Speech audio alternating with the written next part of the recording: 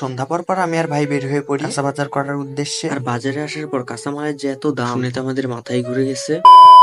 So hello everyone, সবাই কেমন আছেন? রুমের কাঁচা বাজার প্রায় শেষের দিকে, তাই ভাই বললো যে সন্ধ্যার পর আজকে বাজার করতে যাবে। আর আমি রাজশাহীতে আসছি সন্ধ্যার একটু আগে, কারণ আপনারা সবাই জানেন যে আমার টেস্ট এক্সামের জন্য আমি বাড়িতে গেছিলাম। আর এক্সাম শেষ হওয়ার একদিন পরে আমি ভাইয়ের এখানে চলে আসি। আর আমি আসতে আসতে প্রায় সন্ধ্যা লেগে গেছিল। তাই কিছুক্ষণ থামার পরে আমরা বাইরে বের হয়ে যাই, কারণ এখন বাইরে অনেক ঠান্ডা পড়া শুরু হয়েছে। তাই আমাদের চিন্তা ভাবনা ছিল তাড়াতাড়ি বাজার করে রুমে ফিরবো, না হলে বেশি রাত করলে ঠান্ডা লেগে যেতে পারে। আর বর্তমানে কাঁচা বাজারের জিনিসপত্রের যে দাম, যে কার মাথায় হাত পড়াটা স্বাভাবিক। মাছের বাজারের চেয়ে মনে হয় কাঁচা শাকসবজির দাম বেশি। তো আমাদের আজকে তেমন কোনো বাজার ছিল না, শুধু পেঁয়াজ লাগতো। আর পেঁয়াজ নাকি এখন 110 টাকা কেজি, কমছে না বাড়ছে জানা নাই। আর দাম যদি এখন বেড়েও থাকে, কিছুদিন পরে দাম কমে যাবে। কারণ যারা যারা পেঁয়াজ লাগিয়েছিল তাদের সবার পেঁয়াজি উঠা শুরু করলে পেঁয়াজের দাম বর্তমানের থেকে অনেক কমে যাবে, তখন সকলে ইচ্ছে মতো পেঁয়াজ নিতে পারবে। আর ভাই তো এদিকে পেঁয়াজ নিচ্ছে, আর আমি এদিকে তাকিয়ে দেখছি যে পোস্টার লাগানো আছে। আমি তো ভাবছি যে এখন আবার কিসের ভোট। লক্ষ্য করে অনেক কয়েক জায়গাতে দেখলাম যে পোস্টার টাঙানো, কিন্তু কিসের ভোট সেটা জানি না। আর এদিকে বাজার শেষ করার পর একটা কথা মনে পড়ে যে আমাদের হচ্ছে কালার পেপার নিতে হবে। সেই জন্য বাজার থেকে কিছুটা সামনে সোনাদিঘির মোড়ে যাওয়ার উদ্দেশ্যে রওনা দিই, কারণ সেখান থেকে আমরা কালার পেপারটা নিব। আর আমার মনে হয় এই হাটটা সন্ধ্যার পরই ভালোভাবে জমে ওঠে, কারণ সন্ধ্যার পর অনেক ভিড় দেখতে পাই এখানে, তখনই সবার টাটকা টাটকা সবজি দেখা যায়। বাজার টাজার সম্পূর্ণ শেষ করে আমরা চলে আসি সোনাদিঘির মোড়ে, কারণ এখান থেকে আমাদের কিছু কালার পেপার আর আঠা কিনতে হবে। এই কালার পেপার আর আঠা দিয়ে কি বানাবো সেটা পরের ভিডিওতে দেখাবো। সেই ভিডিওটি দেখার জন্য আমাদের পেজটি ফলো করে রাখুন। আমি সাইডে দাঁড়িয়ে আছি আর ভাই গিয়ে বলে যে কি কি পেপার নিবে। আমরা তো নিব 6 রকমের পেপার। দোকানদার আমাদের 12টা কালার বের করে দেখায় আর বলে যে কি কি কালার নিবেন দেখেন। আর আমরা মোট 5টা 5টা করে 6 রকমের কালার নিই। আর আমি একটা জিনিস লক্ষ্য করে দেখলাম,